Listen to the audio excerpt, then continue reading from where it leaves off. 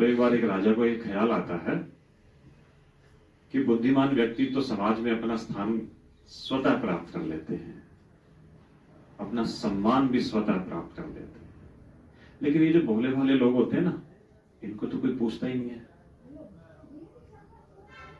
आजकल भोले वालों को मूर्ख कहा जाता है। तो राजा कहता है अपने मंत्रियों से एक ऐसा व्यक्ति ढूंढ के लाओ जो बिल्कुल ही भोला वाला हो या मूर्ख हो, जिसे दीन दुनिया की कोई खबर ना हो, ठीक है, जिसे दुनियादारी की कोई समझ ना हो, ऐसा व्यक्ति ढूंढ के लो। मैं उसको अपने दरबार में रखना चाहता हूं, उसको सम्मान देना चाहता हूं।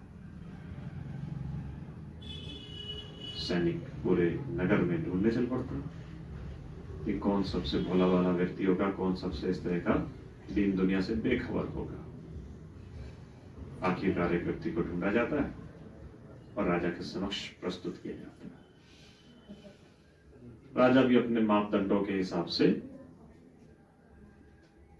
उसको कसौटी पर परखते हैं और पाते हैं कि हाँ, ये व्यक्ति दीन दुनिया से बेखबर है, इसे दुनिया की कोई खबर नहीं, ये बिल्कुल भोला भाला व्यक्ति है। तो राजा उसे अपने गले से हीरो की माला उतार कर पहना देते हैं और उसे सम्मानित करते हैं दरबार में, और व्यक्ति भी सम्मान पाकर चला जाता है। चूंकि वो दीन दुनिया से बेखबर होता है तो उसे इस बात से कोई फर्क नहीं पड़ता कि राजा ने मुझे क्या दिया, क्यों दिया।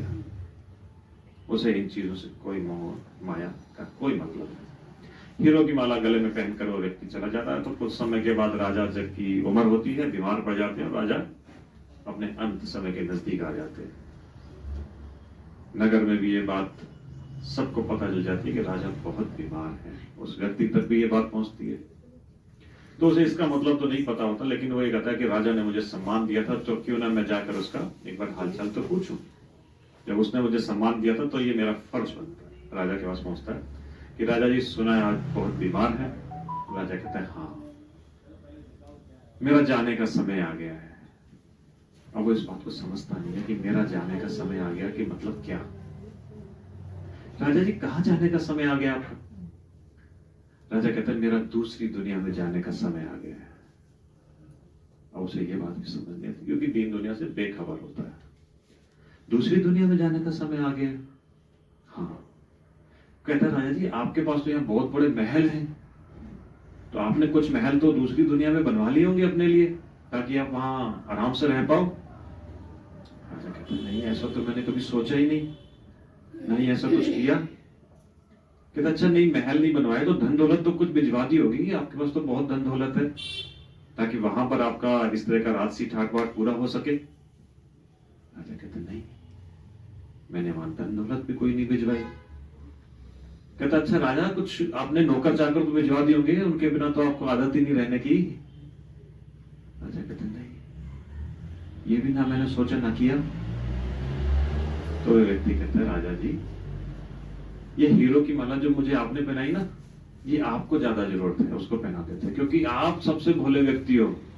जब आपको पता है आपने दूसरी दुनिया में जाना है, लेकिन आपने अपने लिए दूसरी दुनिया में ना मकान बनवाया, ना वहां कुछ पैसा भिजवाया, ना वहां कोई अपने दास दासी भिजवाया, तो आपने अपनी तैयारी नहीं की। इसलिए इस हीरो की माला की जरूरत आपको ज्यादा है।